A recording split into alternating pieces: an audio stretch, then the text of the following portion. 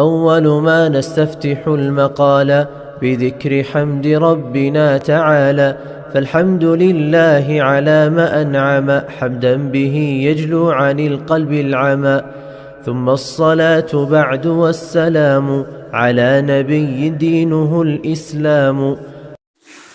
الحمد لله رب العالمين، والصلاة والسلام على أشرف المرسلين وعلى آله وصحبه أجمعين، أما بعد. اللهم رب اشرح لي صدري ويسر لي أمري واحلل عقدة من لساني يفقهوا قولي.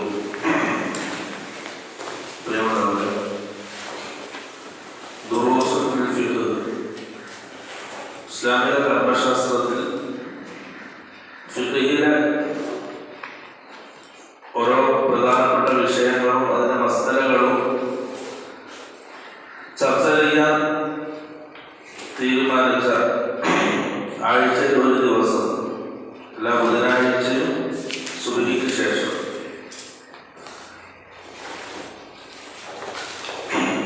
നിശ്ചയിച്ചതുപോലെ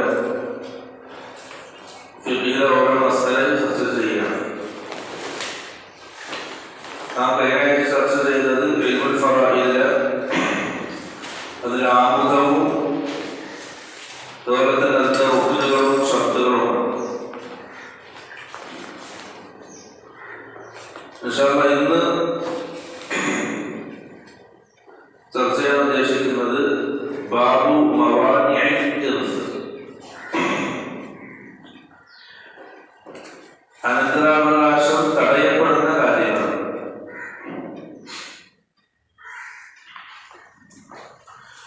മൂന്നാലൊരു കാരണങ്ങൾ കൊണ്ട് ഒരാളിൽ നിന്നും മറ്റൊരാൾക്ക് അനന്തരം എടുക്കാൻ കഴിയും. ഒന്ന് വിവാഹബന്ധം, രണ്ട് കുടുംബബന്ധം, മൂന്ന് അടിമമോചന ബന്ധം. ഈ മൂന്ന് ബന്ധങ്ങളിലൂടെയാണ് ഒരാൾ മറ്റൊരാളിൽ നിന്നും അനന്തരം എടുക്കുന്നത്. ചില കാരണങ്ങൾ വന്നാൽ, ചില കാര്യങ്ങൾ ഉണ്ടായാൽ, ഈ ബന്ധങ്ങൾ ഉണ്ടായാലും അവർക്ക് അനന്തരം എടുക്കാൻ കഴിയില്ല, അനന്തരം തടയപ്പെടും. ആ കാരണങ്ങളാണ് പറയാൻ പോകുന്നത്. കാരണം ബൈത്ത് വായിച്ചർക്കുന്നത് ويمنع الشخص من الميراث واحدة من علل ثلاث رق وقتل واختلاف دين فافهم فليس الشك كاليقين. ويمنع الشخص ഒരു വ്യക്തിയെ തടയും മിനൽ മീറാത്ത് അനന്തരമെടുക്കുന്നതിൽ നിന്ന് ഒരു വ്യക്തിയെ തടയും വാഹിദത്തുൻ മിൻ ഇലലിൻ സലാസി മൂന്നാലൊരു കാരണം ഒരു വ്യക്തിയെ തടയും. അഥവാ ഈ മൂന്ന് കാരണങ്ങൾ അതിലേതെങ്കിലും ഒന്നുണ്ടായാൽ തന്നെ എന്ത് ചെയ്തു, ഒരു വ്യക്തിക്ക് മറ്റൊരാൾക്കും അനന്തരമെടുക്കാൻ കഴിയില്ല. ഒന്ന് റിഖുൻ അടിമത്വം, വഖത്ലുൻ രണ്ടാമത്തത് കൊലപാതകം, അദ്ദേഹം ഒരു കൊലയാളിയാവുക. മൂന്ന് വഖ്തിലാഫു ദീൻ അനന്തരം എടുക്കുന്ന ആളും എടുക്കപ്പെടുന്ന ആളും വ്യത്യസ്തമായ മതക്കാരാവുക. ഇസ്ലാം അല്ലാത്ത മറ്റു മതക്കാരനുമാവുക. ഈ മൂന്ന് കാരണങ്ങളാണ് ഒരാളെ അദ്ദേഹം അനന്തരം എടുക്കുന്നതിൽ നിന്നും തടയുന്ന കാരണങ്ങൾ. ഫഫ്ഹം നീ മനസ്സിലാക്കുക, ഫലൈസ ശക്കു കൽ യഖീനി ഒരിക്കലും ശക്ക് യഖീനെ പോലെയല്ല. വ്യക്തമായ കാരണങ്ങൾ മനസ്സിലാക്കണം, കാര്യങ്ങൾ വ്യക്തമായി മനസ്സിലാക്കണം. സംശയാസ്പദം ഒരിക്കലതില്ല, യഖീനെ പോലെ ആകൂല, ഇൽമാകൂല. ഇൽമ് സംശയമില്ലാത്ത ഇൽമാണ് ഇൽമ്. ഈ മൂന്ന് കാരണങ്ങൾ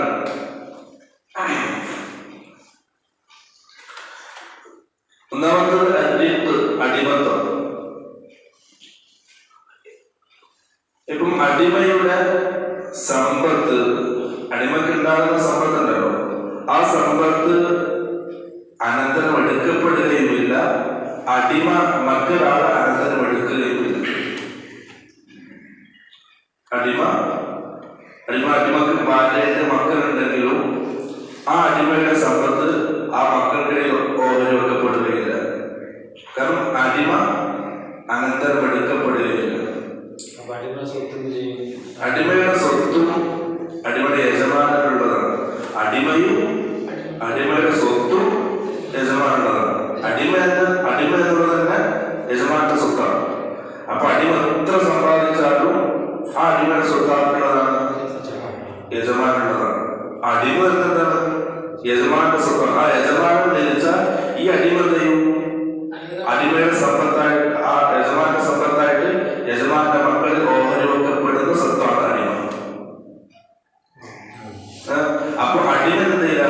അനന്തരം എടുക്കപ്പെടുകയില്ല. അതോ അടിമയുടെ മക്കൾ, അടിമയുടെ ഭാര്യ ഉണ്ടെങ്കിൽ അടിമ വെച്ചാൽ അനന്തരം എടുക്കപ്പെടുകയില്ല. ഇല്ല. അതേപോലെ തന്നെ അടിമ മറ്റൊരാളിൽ നിന്നും അനന്തരം എടുക്കുകയുമില്ല. അടിമത്തം എന്നുള്ളത് ഇപ്പം അവിടെ ഈ നേരത്തെ പറഞ്ഞ 3 ബന്ധങ്ങളുണ്ടെങ്കിലും അഥവാ വിവാഹബന്ധം ഉണ്ടെങ്കിലും ഇത് നടപ്പാക്കപ്പെടുകയില്ല. കുടുംബബന്ധം ഉണ്ടെങ്കിലും അതും പരിഗണിക്കപ്പെടുകയില്ല. പിന്നെ ഇത് അടിമ മോചിപ്പിച്ചാലും അപ്പൊ അവിടെ എന്ത് ചെയ്തു? ഈ അടിമത്തം എന്നുള്ളത് നീങ്ങി. അപ്പം അടിമത്തം എന്നുള്ളത് ഒരു തടസ്സമാണ്. അനന്തരം എടുക്കപ്പെടാനും അനന്തരം എടുക്കാനുമുള്ള ഒരു തടസ്സമാണ് അടിമത്തം എന്നുള്ളത്. അതാണ് ഒന്നാമത്തെ കാരണം.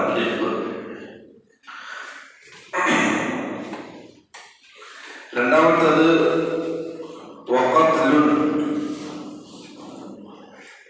കൊലപാതകം അഥവാ അനന്തരം എടുക്കപ്പെടുന്നവന് അവന്റെ അനന്തരാവകാശികളിൽ ആരെങ്കിലും കൊല ചെയ്താൽ ആ കൊലയാളി ആ അനന്തരം ലഭിക്കുന്നതിൽ നിന്ന് തടയപ്പെടും. അതൊരു കായിക പ്രകാരമാണ്. കായിക എന്ന് വെച്ചാൽ മൻ തഅജ്ജല ഖബ്ല അവാനിഹി ഉഖിബ ബിഹിർമാനിഹി. ആരെങ്കിലും കിട്ടേണ്ട ഒരു അവകാശം, ലഭിക്കേണ്ട ഒരു അവകാശം അതിന് ധൃതി കാണിച്ച് മറ്റൊരു വഴിയിലൂടെ സഞ്ചരിച്ചാൽ, ആ അവകാശം നേടിയെടുത്ത് വേറൊരു വഴിയിലൂടെ സഞ്ചരിച്ചാൽ അവരുടെ ശിക്ഷ ആ ലഭിക്കേണ്ട അവകാശം തടയപ്പെടുക എന്നുള്ളത്. ഇപ്പം ഒരാൾക്ക് അവരുടെ പിതാവിൽ നിന്നും സ്വത്ത് ലഭിക്കാറുണ്ട്. പിതാവ് മരണപ്പെട്ടാൽ സ്വത്ത് ലഭിക്കും മകന്. പക്ഷെ മകന് സ്വത്ത് പെട്ടെന്ന് ലഭിക്കണമെന്ന് കാരണം എന്ത് ചെയ്തു? പിതാവിനെ മകൻ കൊന്നു. പിതാവ് മരണപ്പെട്ടാൽ സ്വത്ത് ഒഴിവാക്കപ്പെടുകയുള്ളൂ. അപ്പം പിതാവിനെ കൊന്നു. അപ്പൊ ആ മകൻ എന്ത് ചെയ്യും? കത്തിലെന്ന നിലയിൽ ആ മകൻ തടയപ്പെടും. ആ മകൻ എന്ത് ചെയ്യുക? അതിന്റെ സ്വത്ത് ലഭിക്കൂല.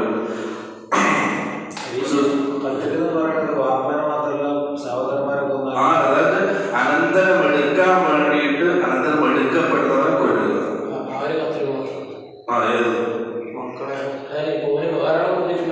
ഇല്ലില്ല, പരസ്പരം.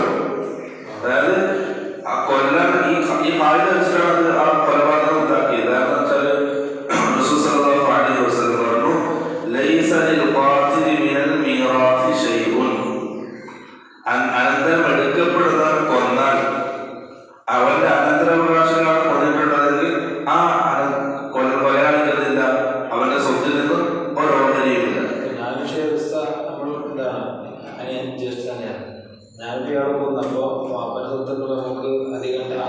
പ്രശ്നമല്ല, അത്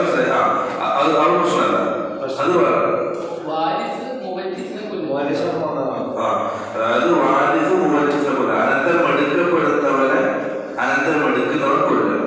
അവന്റെ സ്വത്ത് പെട്ടെന്ന് കിട്ടാൻ പാടില്ല.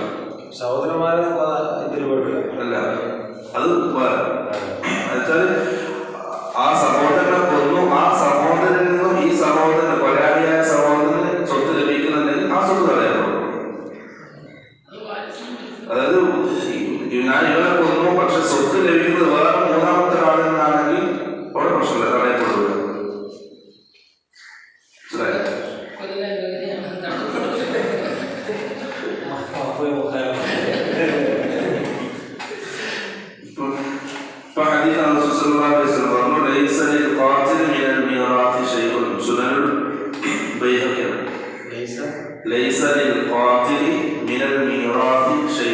കൊലപാതകി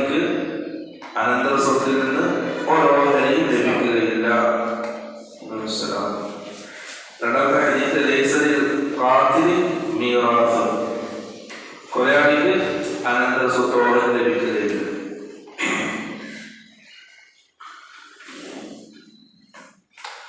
ഇവിടെ കൊലപാതകം പല രീതിയിലുണ്ട്. അത് നിർണയിക്കുന്നത് മഹ്കമയാണ്, കോടതിയാണ്. ഇസ്ലാമിക കോടതിയാണ് ഏത് രീതിയിലുള്ള കൊലപാതകമാണ് നിശ്ചയിക്കുന്നത്. അത് തെളിവുകളും അതിന്റെ സാഹചര്യ തെളിവുകളൊക്കെ നോക്കിക്കൊണ്ട്. ഇനിയിപ്പോ ഒരാള് ഹദ് നടപ്പാക്കുന്ന ആളാണ്, ഇസ്ലാമിക ഭരണകൂടത്തിന്റെ കീഴിൽ ഹദ് നടപ്പാക്കുന്ന ആളാണ്. അദ്ദേഹത്തിന് തന്റെ പിതാവിനെതിരെ ഒരു കേസിൽ ഖിസാസ് നടപ്പാക്കേണ്ടി വന്നു. അദ്ദേഹമാണ് കൊല്ലേണ്ട ആള്. അദ്ദേഹം അവിടെ ആ പിതാവിനെ കൊല്ലുകയാണെങ്കിൽ ഇതില്ല, പ്രശ്നമില്ല. കാരണം അദ്ദേഹം നടപ്പാക്കിയത് ഖിസാസാണ്,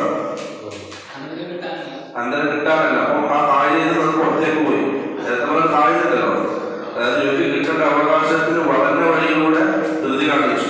അവിടെ ആ താഴത്തിൽ അത് പുറത്താണ്.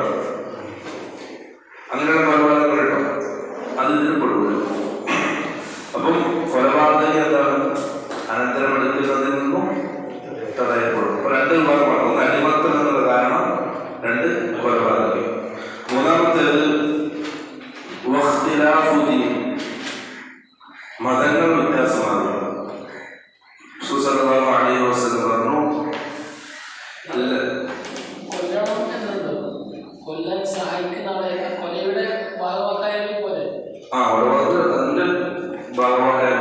കൊലപാതകം 3 രീതിയിലാണ് ഇസ്ലാമിലുള്ളത്. 3 രീതിയിലാണ് കൊലപാതകത്തിന്റെ കാരണക്കാരൻ. ഒന്ന്, ദിയ്യത്ത് നിർബന്ധമാകുന്ന കൊല.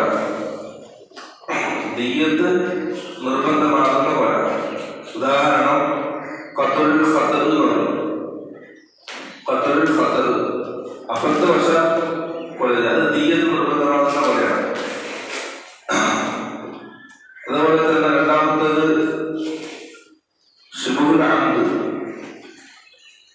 അതിപ്പോ ഒരു മകൻ അല്ലെങ്കിൽ പിതാവ് മകനെ കൊന്നു, അവിടെ പിതാവിന് കഫാറത്തേ ഉള്ളൂ, ഖിസാസ് നടപ്പാക്കപ്പെടുകയുള്ളൂ. കഫാറത്താണുള്ളത്.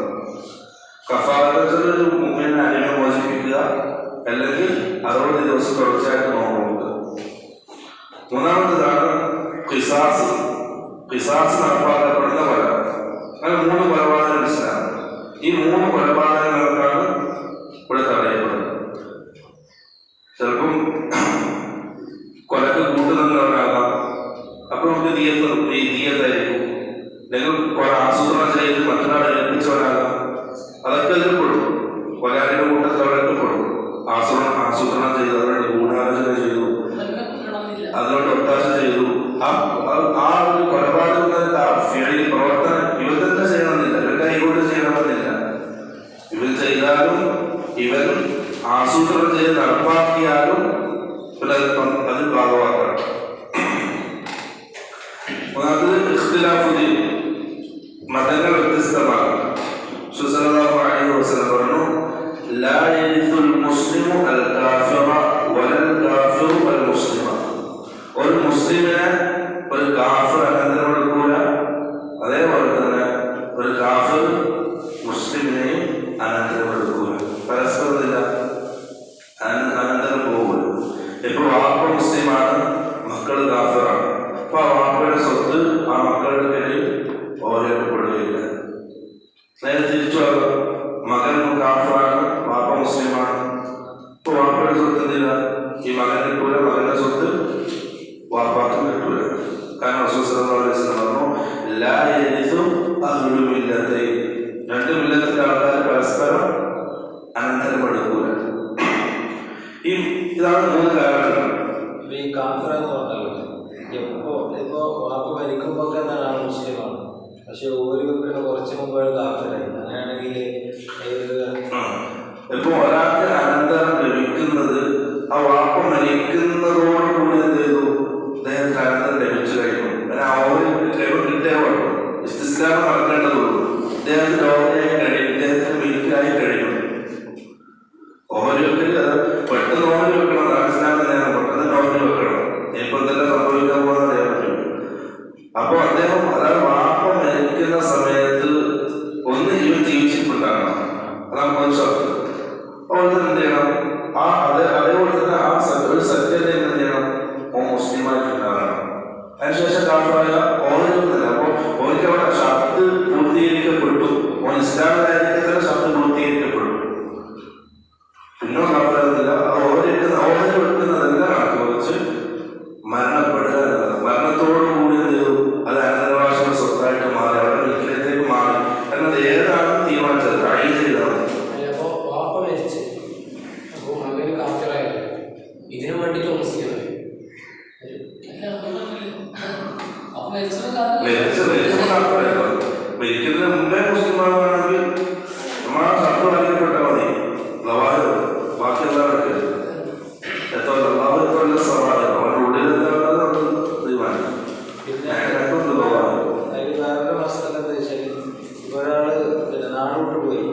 അവിടെ വാപ്പ ചെറുത്തി പോയി വെക്കുന്നൊക്കെയാണ്. അപ്പൊ ആള് തിരിച്ചു അത് ബാബുൽ മഫ്ഖൂദ് എന്നല്ല, മിറാസുൽ മഫ്ഖൂദ്. പക്ഷെ അത് വരുന്നുണ്ട്, അതിന്റെ കണക്കും അതൊക്കെ വരുന്നുണ്ട്. ഗർഭിണി, ഗർഭസ്ഥ ശിശു, അതുപോലെ തന്നെ ഹുൻസ ആണെന്നുള്ളത്. അതുപോലെ തന്നെ ബാബുൽ മഫ്ഖൂദ്, പിന്നെ ബാബുൽ ഹർഖ വൽ ഹദ്മ, അതായത് പിന്നെ വെള്ളപ്പൊക്കത്തിലെല്ലാം ഒന്നിച്ച് മരിച്ചു, അതായത് അപകടങ്ങളെല്ലാം ഒന്നിച്ച് മരിച്ചു. അതൊക്കെ ഓരോന്നുണ്ട്. ഒന്നും ഇസ്ലാം തന്നില്ല. ഒരു സംശയത്തിനല്ലാത്ത രീതിയിൽ ഇസ്ലാം കാര്യങ്ങൾ ചർച്ച ചെയ്യപ്പെട്ടിട്ടുണ്ട്. എല്ലാം ക്ലിയറാണ്, ഒരു സംശയം ആവശ്യമില്ല. അപ്പൊ ഈ കാഫിർ ഉപ്പ കാഫിറാണെങ്കിൽ ഉപ്പ മരിക്കുന്നതിന് മുമ്പേ എടുക്കുകയാണെങ്കിൽ പ്രശ്നമില്ല. മരിക്കുന്നതിന് മുമ്പ് എടുക്കുകയാണെങ്കിൽ മീറാസപ്പെടില്ല. അതുകൊണ്ട് ചർച്ച ചെയ്ത് നമ്മൾ മീറാത്ത ചർച്ച ചെയ്ത്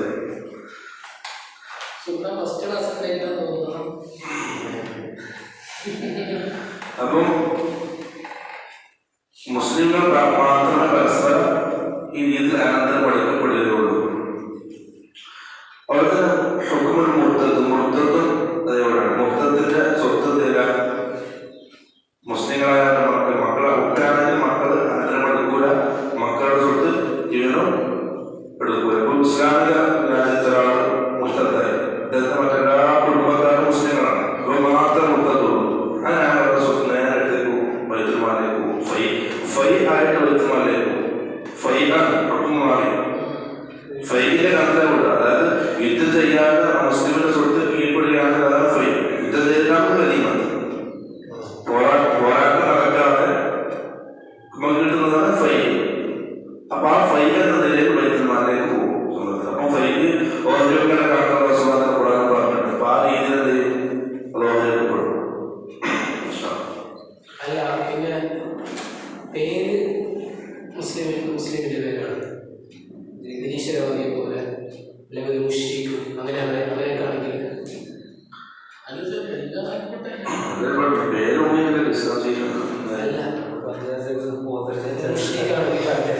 ഷിർക്ക് ചെയ്യുന്ന ഒരാളാണ്. അപ്പൊ അയാളുടെ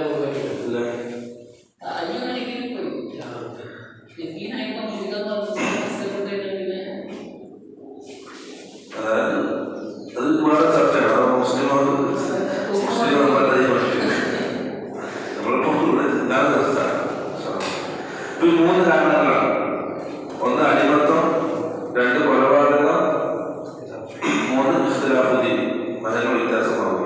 അപ്പൊ ഈ മൂന്ന് കാരണങ്ങൾ ഏതെങ്കിലും ഒന്നുണ്ടാവുക തന്നെ അവനെന്ത് അയാള് ആ അനന്തരം എടുക്കുന്നവരുടെ കൂട്ടത്തിൽ ഇല്ലാത്തവനെ പോലെ പരിഗണിക്കപ്പെടും. ഇപ്പൊ ഒരു വാപ്പ 5 മക്കളുണ്ട്, 5 മക്കളിൽ ഒരാള് അടിമയാണ് എങ്കിൽ ആ വാപ്പയുടെ സമത്തോടുകൊണ്ട് ആ 4 മക്കളിലായിരിക്കും ഈ 5ാമത്തെ ആൾ ഇല്ലാത്തതുപോലെ പരിഗണിക്കപ്പെടും.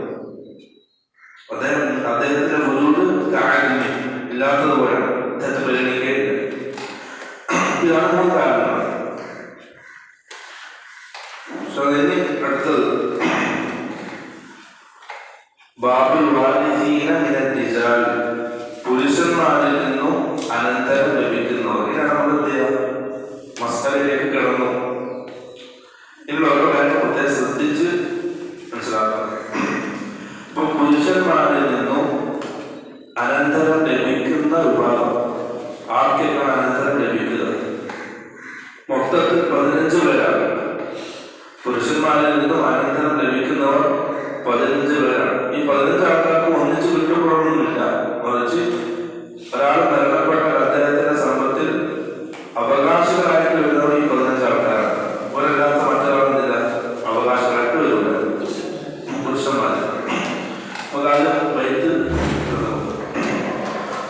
والوارثون من الرجال 10 أسماؤهم معروفة مشتهرة الابن وابن الابن مهما نزل والأب والجد له وإن علا والأخ من أي الجهات كان قد أنزل الله به القرآن وابن الأخ المدري إليه بالأب فاسمع مقالا ليس بالمكذب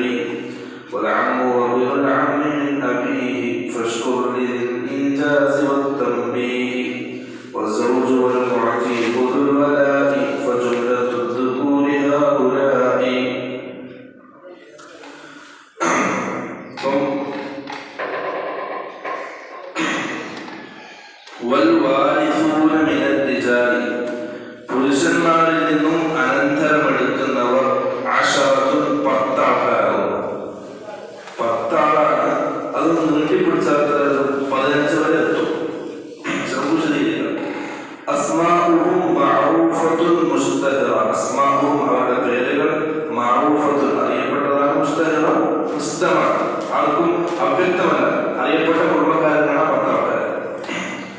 ഒന്ന് അൽ ഇബ്നു, മകൻ. ആദ്യം പരിഗണിക്ക മക്കളാണ്, പിന്നാണ് അസലിലേക്ക് പോവുക. അൽ ഇബ്നു, മകൻ. 2 വബ്നുൽ ഇബ്നി, മകന്റെ മകൻ. മഹ്മാ നസല, ആ കണ്ണ് എത്ര താഴോട്ട് പോയത്, മകന്റെ മകന്റെ മകന്റെ മകന്റെ അങ്ങനെ എത്ര തവണ കഴിഞ്ഞാലും എന്ത് ചെയ്യും, സ്വത്ത് കൊടുക്കേണ്ടി വരും. അതെപ്പോഴാണ് കിട്ടുക എന്നുള്ളത് വേറെ ചർച്ച. അപ്പോ ഒന്നാമത്തത് മകൻ, രണ്ടാമത്തത് മകന്റെ മകൻ. മഹ്മാ നസല, ആ കണ്ണ് താഴോട്ട് എത്ര പോയാൽ പേരക്കുട്ടികൾ ആ മക്കളുടെ മകനാണ് പോകും. 3 വൽ അബു, പിതാവ്. 4 വൽ ജദ്ദു ലഹു, പിതാവിന്റെ ഉപ്പ, പിതാമഹൻ. വഇൻ അല, അത് അങ്ങോട്ട് മുകളിലോട്ട് എത്രയും പോകും, എത്ര തലമുറ ആണെങ്കിലും പോകാൻ പറ്റും. ജീവിച്ചിരിക്കുന്നതാണെങ്കിൽ എത്ര തലമുറ പോകും. പിതാവ്, പിതാവിന്റെ പിതാവ്, അങ്ങനെ മുകളിലോട്ട് പോകും. അപ്പൊ 4 ഭാഗം മനസ്സിലായി. മകൻ, മകന്റെ മകൻ, പിതാവ്, പിതാമഹൻ. പിന്നെ വൽ അഖു, സഹോദരൻ. മിൻ അയ്യിൽ ജിഹാദി കാന, അത് ഏത് രീതിയിലുള്ള സഹോദരനാണ് മനസ്സിലാക്കേണ്ടത്.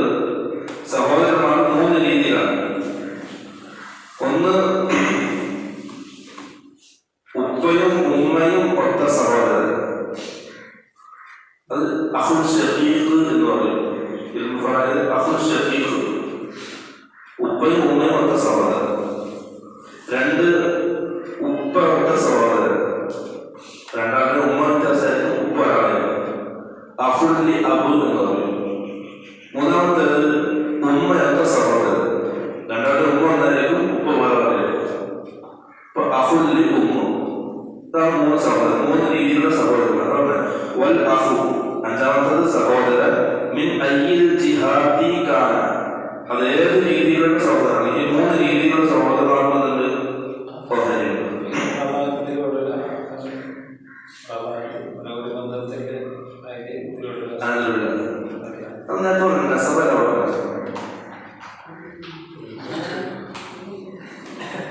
അങ്ങനെയാണ് വയറിലും വേറെ ഏതോ കുടുംബത്തിലേക്ക് എത്തൂലേ. അതാണ് ആദ്യം പറഞ്ഞത്. അഥവാ നമ്മുടെ സ്വത്ത് ഇസ്ലാമികപരമായിട്ട് ഓർഡർ വെക്കുകയാണെങ്കിൽ നമ്മുടെ കുടുംബത്തിലേ പോലും പുറത്ത് സ്ഥലത്തേക്ക് പോലും പുറത്ത് പോകുന്നത് ഭാര്യ ഭർത്താക്കന്മാർക്ക് മാത്രം. വേറൊരാളും കുടുംബത്തിൽ പുറത്തേക്ക് പോകുന്നു, മനസ്സിലാവില്ല. ആ കുടുംബത്തിന് മാത്രം അവരുടെ സ്വത്ത് കാര്യപ്പെടും. അതിന് അവതരിപ്പിച്ചിട്ടുണ്ട് ബിഹി, ഈ നിയമങ്ങൾ ഖുർആനാണ്. ഇപ്പം 5 ആൾക്കാരെ. 6-മത്തത് വബ്നുൽ അഖി അൽ മുദ്രി ഇലൈഹി ബിൽ അബ്, വബ്നുൽ അഖി, സഹോദരന്റെ മകൻ. അൽ മുദ്രി ഇലൈഹി, ആ സഹോദരൻ വിശദീകരിക്കുന്നത് 3 രീതിയിലുള്ള സഹോദരന്മാർ നേരത്തെ പറഞ്ഞു. അതിൽ ഏത് സഹോദരന്റെ മകനാണ്? അൽ മുദ്രി, ചേർന്ന് വരുന്ന, ഇലൈഹി, അവരുടെ ബിൽ അബി, ഉപ്പയിലൂടെ ചേർന്ന് വരുന്ന സഹോദരൻ. അതായത് 2 സഹോദരന്മാരാണ്, ഉപ്പയും ഉമ്മയും ഒത്ത സഹോദരൻ, അവർക്ക് ഉപ്പയൊക്കെ സഹോദരൻ. ഈ 2 സഹോദരന്മാരുടെ ആൺമക്കൾ.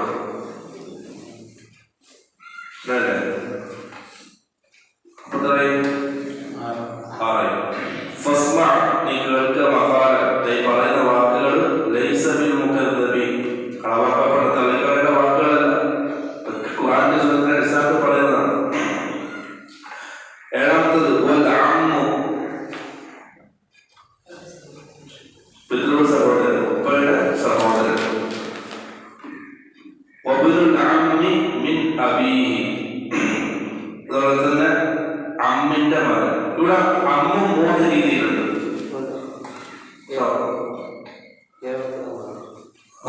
7-മത്തത് അമ്മ 3 രീതിയിലുണ്ട്. ഒന്ന് അമ്മുൻ ഷഖീഖ്, അതെച്ചാല് ഉപ്പയുടെ മയ്യത്തിന്റെ ഉപ്പയും ഉമ്മയുമൊത്ത സഹോദരൻ, അത് അമ്മുൻ ഷഖീഖ്. 2 മയ്യത്തിന്റെ ഉപ്പയുടെ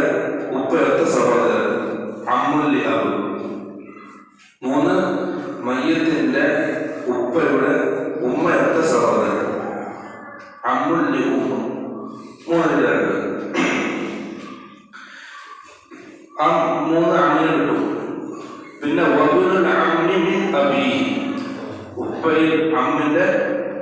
ഉപ്പയിലൂടെ ബന്ധമുള്ള അമ്മിന്റെ മകൻ.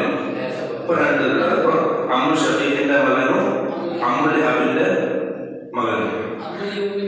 അമ്മുൽ യുമിന്റെ മകനില്ല, അവിടെ അഹുൽ യുമിന്റെ മകനും ഇല്ല. അവിടെ തീർന്നു. കാരണം എന്താണത്? ഉമ്മയിലൂടെ ബന്ധം. അപ്പൊ വേറെ കുടുംബത്തിലേക്ക് പോകും. അപ്പൊ ആ ഒരു ബന്ധം നേരത്തെ സഹോദരൻ എന്ന ബന്ധം നേരത്ത ആ ഒരു സഹോദരൻ മാത്രമേ അതിനപ്പുറം പോകുള്ളൂ.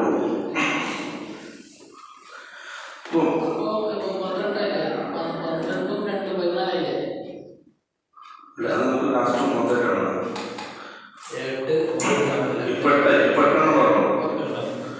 പിന്നെ ഫഷ്കുർ ലിദിൽ ഈജാസി വത്തംബീഹി. ഫഷ്കുർ നീ നന്ദി കാണിക്കണം. ലിദിൽ ഈജാസി ഈ ചുരുക്കി പറഞ്ഞത് അത് പ്രയാസങ്ങൾ മനസ്സിലാവേണ്ട എളുപ്പത്തിൽ പറഞ്ഞു കേട്ട ആൾക്കാർ.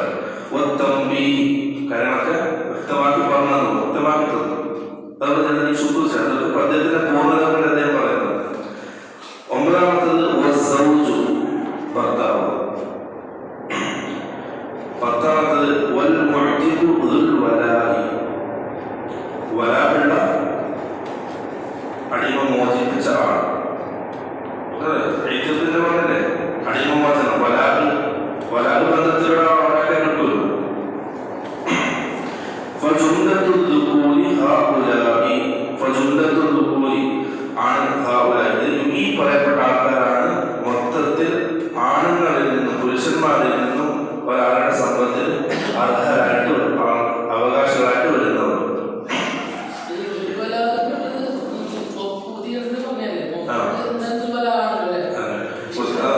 അത് മോചിപ്പിച്ചാക്കിനാണ് വരാറ്. അത് ഓട്ടോമാറ്റിക്കായിട്ട് ആ വരാറ് വരും. വേറെ ശർത്ത് നിബന്ധനകളൊന്നും നോക്കേണ്ട ആവശ്യമില്ല. കാരണം ആയിഷ റളിയല്ലാഹു അൻഹ അടിമയെ മോചിപ്പിച്ചു, വാങ്ങിയിട്ടാണ് മോചിപ്പിച്ചത്. അപ്പം ആ വിറ്റ് ആയിഷ റളിയല്ലാഹു അൻഹ അടിമ വിറ്റല്ലോ. ആ വിറ്റ ആൾ പറഞ്ഞു ആ വരാറുടെ നിൽക്കുവാണ്.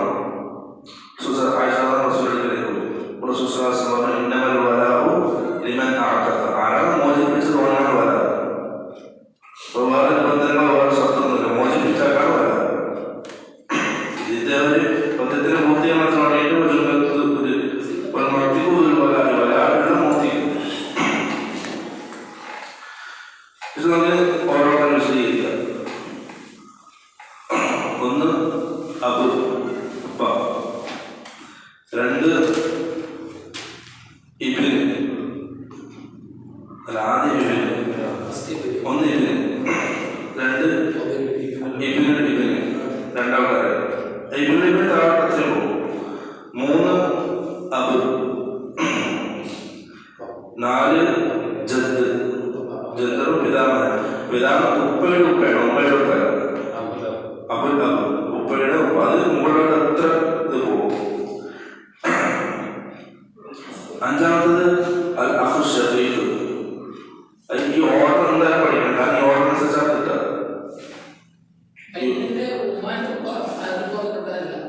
അല്ല, മയ്യിത്തിന്റെ ഉമ്മയുടെ ഉപ്പ ഒന്നല്ല. അത് അദ്ദേഹം ഉദവിലർക്കാണ്, കുടുംബക്കാരൻ, അടുത്ത കുടുംബക്കാരനാണ്. പക്ഷെ അതിൽ പുറത്തുപെട്ട ആളല്ല. അല്ല, അഖുൽ ഷഖീഖ്. പിന്നെ 6ാമത്തത് അഖുൽ ലി അബ്. 7ാമത്തത് അഖുൽ ലി ഉമ്മ.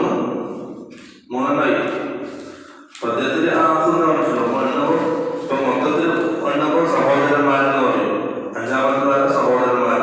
അപ്പോൾ തഫ്സീലായിട്ട് എണ്ണുമ്പോൾ 5ാമത്തത് അഖുൽ ഷഖീഖ്, 6ാമത്തത് അഖുൽ ലി അബ്, 7ാമത്തത് അഖുൽ ലി ഉമ്മ. പിന്നെ 8ാമത്തത് ഇബ്നു അഖി ഷഖീഖ്. അതായത് ഷഖീഖിന്റെ മകൻ, ഉപ്പയും ഉമ്മയും മൊത്ത സഹോദരന്റെ മകൻ. മകനാണ്, മകളില്ല. വളരെ ശ്രദ്ധിക്കണം, മകനാണ്, മകളില്ല. മകൾക്ക് കിട്ടൂല. പിന്നെ 9ാമത്തത് ഇബ്നുൽ അഖി അബ്, ഉപ്പയൊത്ത സഹോദരന്റെ മകൻ. 10ാമത്തത് അൽ അമ്മു ഷഖീഖ്, ഉപ്പയും ഉമ്മയും മയ്യിത്തിന്റെ പിതാവിന്റെ ഉപ്പയും ഉമ്മയുമൊത്ത സഹോദരൻ. 11 മയ്യത്തിന്റെ പിതാവിന്റെ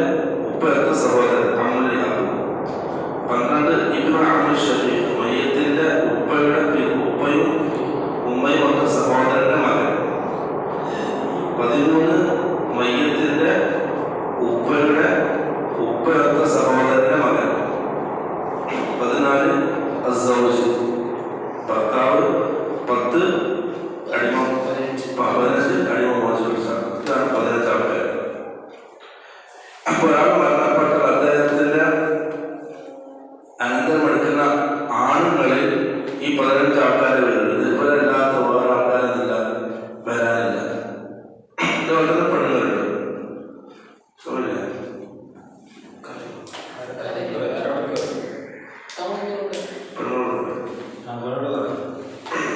ഒരു പെണ്ണുങ്ങളുണ്ട്. ഇതേപോലെ തന്നെ ആണുങ്ങൾക്ക് 15, 10 ആളാകെ പറഞ്ഞു.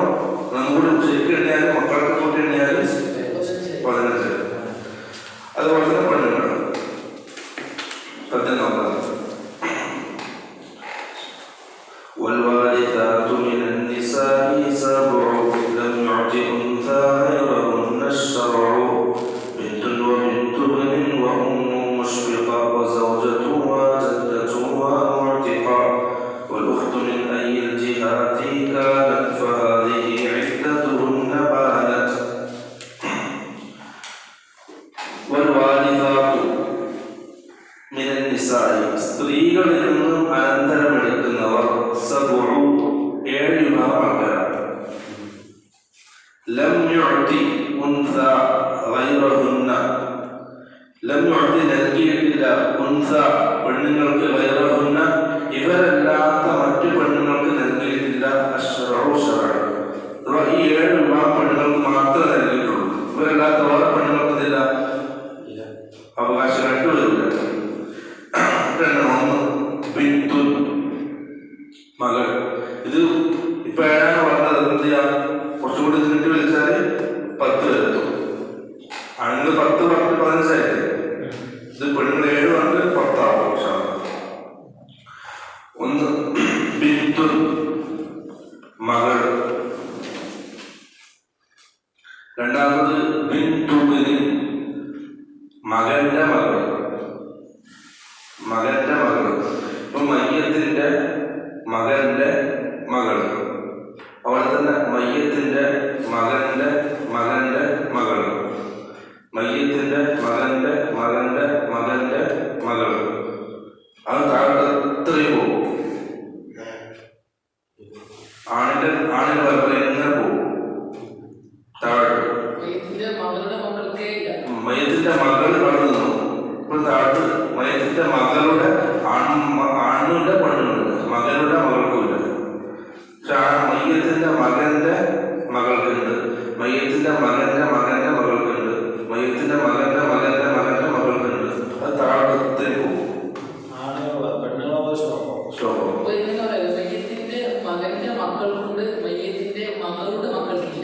ഇല്ല, ആ മയ്യത്തിന്റെ മകന്റെ മക്കൾക്കൊന്നും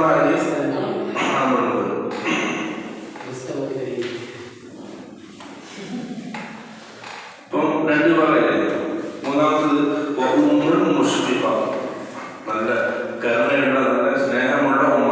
ഉമ്മയുടെ വെറുതെ വന്നതാണ്. അത് പദ്യത്തിന്റെ ഒരു ഭംഗിയാണ്, ഉമ്മയോടൊരു താല്പര്യം. മുഷ്ഫിഖ, സ്നേഹമുള്ള ഉമ്മ. അപ്പൊ 3 ആളായിട്ട്. പിന്നെ 4 വസൗജത്തു ഭാര്യ. 5 വജദ്ദത്തു. ജദ്ദത്തും 2 ഉണ്ട്, ഉമ്മാരുമ്മ ഉപ്പാരുമ്മ.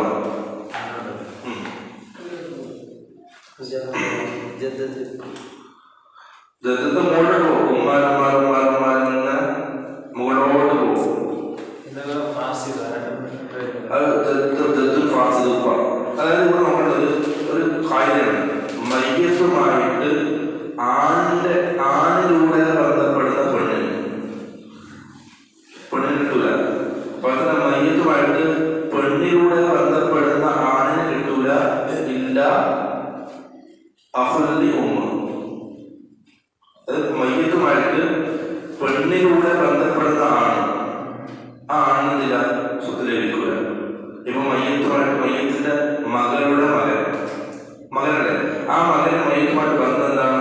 ഈ മകളിലൂടെയാണ്, പെണ്ണിലൂടെയാണ്. ആ ആണെന്നില്ല കിട്ടൂല. അതുപോലെ തന്നെ മയ്യത്തിന്റെ ഉമ്മാരുടെ ഉപ്പ, ആ മയ്യത്തിന്റെ ജദ്ദ് ഫാസ്, ആ ജദ്ദിന് മയ്യത്തുമായിട്ടുള്ള ബന്ധം ഈ ഉമ്മയാണ്, പെണ്ണാണ്. അപ്പൊ അതിൽ ആ പെണ്ണിന് ആ ജദ്ദിന് കിട്ടൂല. കാരണം മയ്യത്തുമായിട്ട് പെണ്ണിലൂടെ ബന്ധപ്പെടുന്ന ആണിന് സ്വത്ത് കിട്ടൂല. ആർക്ക് കിട്ടും? ഒരാളുടെ ഈ കാര്യം ഒരാൾ ഒഴിവാണെങ്കിൽ അഹുല്ലി ഉമ്മയത്ത സഹോദരൻ. ഇപ്പൊ എന്റെ ഉമ്മയത്ത സഹോദരൻ, ആ സഹോദരൻ നേരത്തെ പറഞ്ഞു ലഭിക്കുന്നു പറഞ്ഞു. പക്ഷെ ആ സഹോദരന്റെ മകനെന്തില്ല ലഭിക്കൂല. ആ ഒരാൾക്ക് മാത്രം എന്തുള്ളൂ കിട്ടും. ഈ കാര്യത്തിൽ അദ്ദേഹം പുറത്താണ്.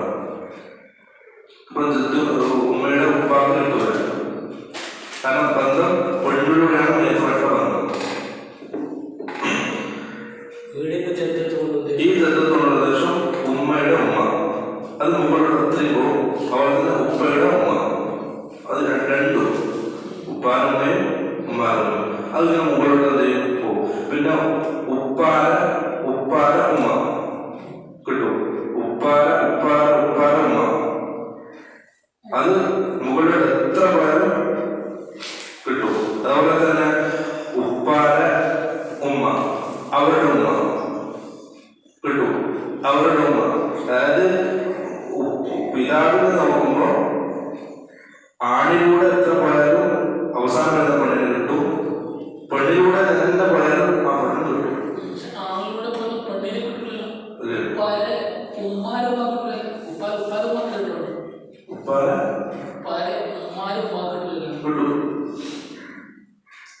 പെണ്ണ് എത്ര ആയില്ല, ആറ് മാത്രമാണ്. അത് മയ്യത്തുമായിട്ട് പെണ്ണിലൂടെ ബന്ധപ്പെടുന്ന ആണിനെ ലഭിക്കില്ല. പെണ്ണിന് അങ്ങനെയില്ല.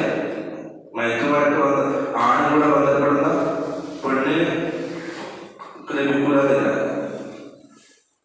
ആണ്ട് മാത്രമേ ഉള്ളൂ.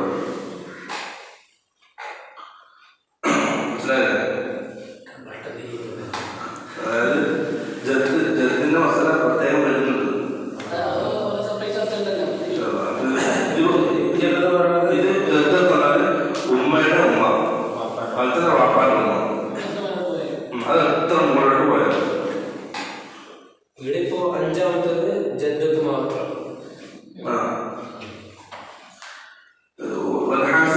മൂന്ന് ജദ്ദത്ത് വരുന്നുണ്ട്, മൂന്ന് രീതിയിലുള്ള ജദ്ദത്ത്. ഒന്ന് ഉമ്മയുടെ ഉമ്മ, അതിൻ്റെ ഉമ്മ അത് മുകളിടത്തിൽ പോകും. ഒന്ന്. രണ്ട് ഉപ്പയുടെ ഉമ്മ, അത് അതിൻ്റെ ഉമ്മ അത് പോകും. രണ്ടായിട്ട്. മൂന്നാമത്തേത് ഉപ്പയുടെ ഉമ്മ, അതിന് ഉപ്പയുടെ ഉമ്മ. ഈ മൂന്ന് രീതിയിലുള്ള ജദ്ദത്ത് ഇടുന്നത്. ഒരു ജദ്ദത്തിനെ കാണുള്ളൂ ഉമ്മാരി. അത് പ്രത്യേകം മസാല വരുന്നുണ്ട് ജദ്ദത്തിന്.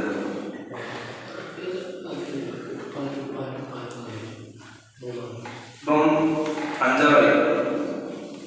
പിന്നെ ആറാമത് അത് മുഴത്തിക്കത്ത് അടിമ മോചിപ്പിച്ച പെണ്ണു. നേരത്തെ മോചിക്ക് ഇവിടെ മോചിക്കത്ത്.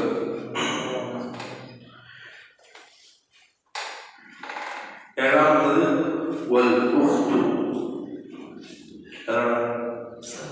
സഹോദരി മിൻ അയ്യിൽ ജിഹാദി കാലത്ത്. അത് ഏത് രീതിയിലുള്ള സഹോദരിയാണെങ്കിൽ നമ്മൾ നേരത്തെ പറഞ്ഞതുപോലെ സഹോദരിമാര് മൂന്ന് കണക്കുന്നുണ്ട്. ഒന്ന് ഷഖീഖത്ത്, ഉമ്മയും ഉപ്പയും ഒത്ത സഹോദരി. ഉഖ്തുല്ലി അബ്, ഉപ്പയൊത്ത സഹോദരി.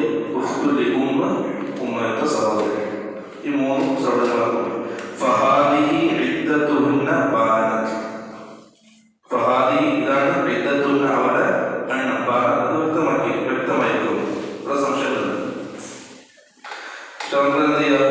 ഒന്ന് വിശദീകരിക്കാം.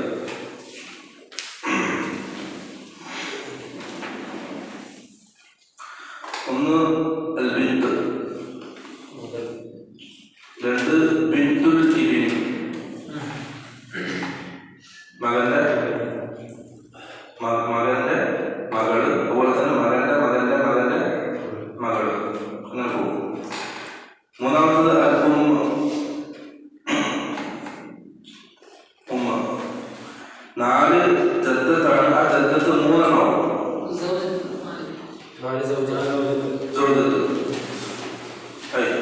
അഞ്ചാമത് ജദ്ദത്ത് മൂന്നെണ്ണമാവും. അതൊക്കെയാണ് ഒന്ന് ഉമ്മാരുമ്മ, അങ്ങനെ മുകളിലോട്ട് പോകും. രണ്ട് ഉപ്പാരുമ്മ, അത് മുകളിലോട്ട് പോകും. മൂന്ന് ഉപ്പാര ഉമ്മ, അത് ആണിന്റെ ഇങ്ങനെ പോയിട്ട് പെണ്ണിനെ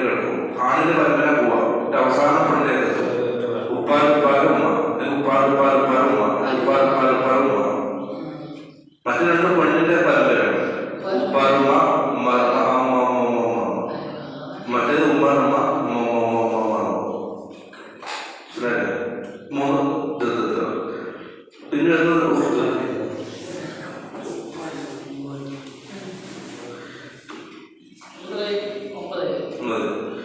പിന്നെ വരുന്നത് ഉഖ്ത്.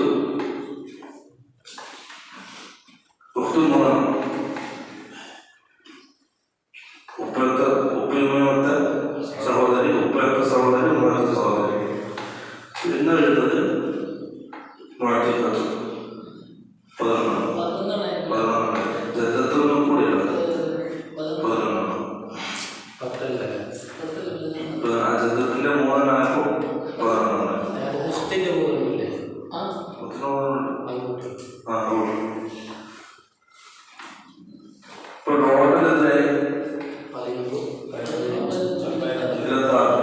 25 പറയണി. ആ ജദ്ദത്തിന് എന്ത് ചെയ്തു? സാധാരണ 2 പറയാം. ഉപ്പാല ഉമ്മ, ഉമ്മാലുമ്മ. ഉപ്പാലുമ്മ 2 രീതിയിൽ വരും. അത് 1 കൂട്ടിയത് 2 രീതിയിൽ വരും. ഇപ്പോൾ 25 ആണ്. അപ്പോൾ ഒരാൾ മരണപ്പെട്ട അദ്ദേഹത്തിന്റെ സ്വത്തിന് അവകാശമായിട്ട് വരുന്നത് കുടുംബത്തിലെ ഈ 25 ആൾക്കാരാണ്. ഇവരല്ലാത്ത 26 ഒരാൾ ഇല്ല. അപ്പൊ ഒരാൾ മരിച്ചാൽ എന്താ നോക്കാം, ഈ 25 ആളുണ്ടോ നോക്കണം. അതെന്താണ് പിന്നെ കണക്ക് എടുക്കേണ്ടത്. 25 ആൾ ഇല്ലെങ്കിലാണ് ദുർഗാണിലേക്ക് പോണത്, ബാബുദത്തിലേക്ക് പോണത്. അപ്പൊ 25 ആൾക്കാരിപ്പം പക്ഷത്തുണ്ട് മക്കളുണ്ട്. മകനുണ്ടെങ്കിൽ സമ്മതിച്ചിട്ട് എളുപ്പമായി. മകനുണ്ടെങ്കിൽ പിന്നെ ആർക്കില്ല. മകനെ ഉപ്പാക്കും ഭാര്യയ്ക്കും കൊടുത്തും ആ കൊടുത്തതിന് മകനെ ബാക്കി മകനെടുത്തോളൂ. ആ മക്കളില്ലെങ്കിലാണ് പിന്നെ 25 ആൾക്കാരെ കൂട്ടി വീഴ്ച നോക്കേണ്ടത്. അപ്പം നോക്കേണ്ടത് എളുപ്പമാണ്. ഒന്നുമില്ല. അതായത് 25 ആൾക്കാരുണ്ടോ നോക്കാം. ഉണ്ടെങ്കിൽ എഴുതി വെക്കാം. എന്നിട്ട് പിന്നെ നോക്കും ഇവരുണ്ടെങ്കിൽ കിട്ടോ, ഇവരുണ്ടെങ്കിൽ കിട്ടാൻ കുറെ ആൾക്കാർ കുറച്ച് ലാസ്റ്റ് കുറച്ച് ആൾക്കാർ ബാക്കി. അപ്പം ഹിഫ്ള് മനപ്പാടം വേണം. എന്നാലും കണക്ക് ചെയ്യാൻ പറ്റുള്ളൂ. അഥവാ 25 ആൾ വേണം. ആരൊക്കെ 25 ആൾ മനസ്സിൽ വേണം. ആ 25 ആൾ എഴുതണം. അതില് പരസ്പരം ഹജ്ബ് കിട്ടുക. അതായത് മകനുണ്ടെങ്കിൽ ആർക്കും സഹോദരന്മാർക്ക് ആർക്കും കിട്ടൂല. ആദ്യം നോക്കേണ്ടത് ഫറയിലേക്കാണ്, മക്കളിലേക്കാണ്.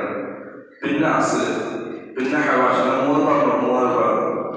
ആദ്യം ഫറ, പിന്നെ അസ്ല്, പിന്നെ ഹവാഷ്. അസ്ലും ഫറവും ഉണ്ടെങ്കിൽ ഹവാഷിലേക്കും കൂടെ ഫുള്ള് തട്ടാം. പിന്നെ അസ്ലും ഫറവും മാത്രം നോക്കിയാൽ ഒന്നും ചുരുക്കം കിട്ടൂല.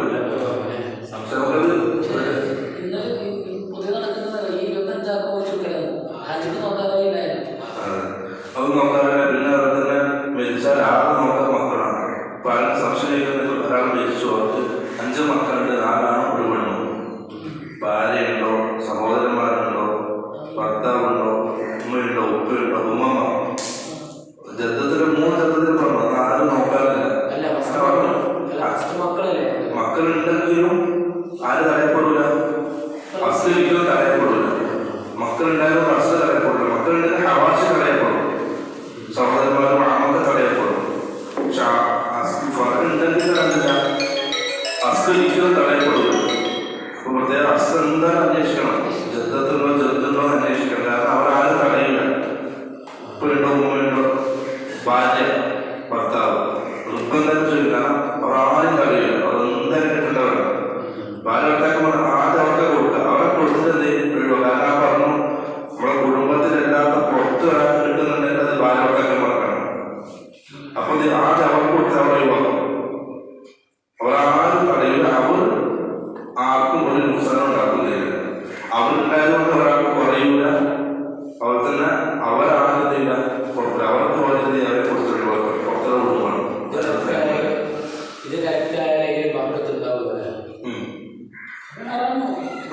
സ്വത്ത് ഓടിക്കൽ ഹറാമല്ലേ.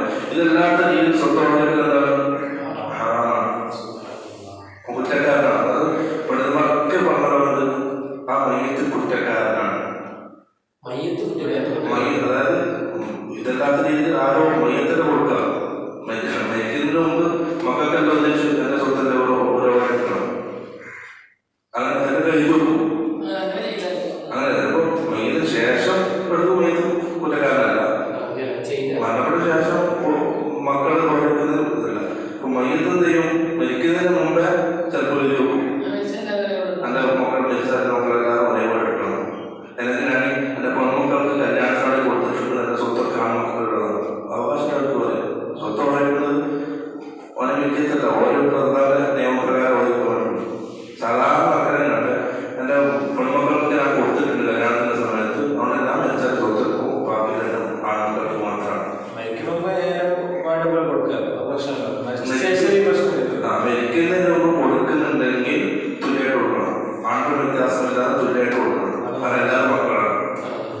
ഹദിയാണ്. ഹദി എന്താണ്? തുല്യമായിട്ട് കൊടുക്കുന്ന നീരാണ് പറഞ്ഞത്. അത് കൊടുക്കുന്നത് അവിടുത്തെ മേക്കുന്ന മുമ്പേ കൊടുക്കണം.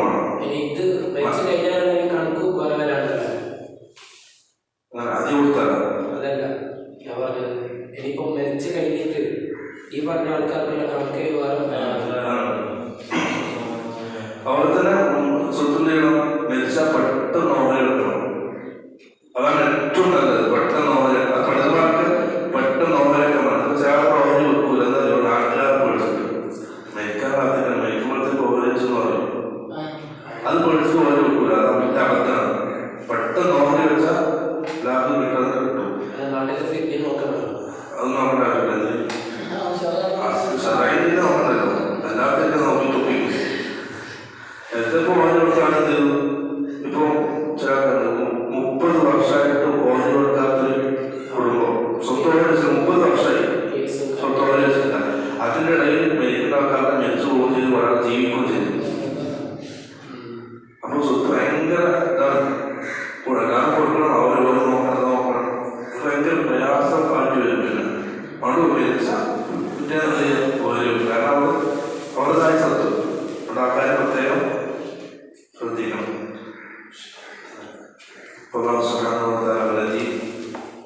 പഠിക്കാനും മനസ്സിലാക്കാനും ഉൾക്കൊള്ളാനും അത് പ്രാവർത്തികമാക്കാനും നല്ല തോഫീക്ക് ലഭിക്കുമാറാകട്ടെ. ഇനി കൂടുതൽ പഠിക്കാൻ നല്ല തോഫീക്ക് ലഭിക്കുമാറാകട്ടെ.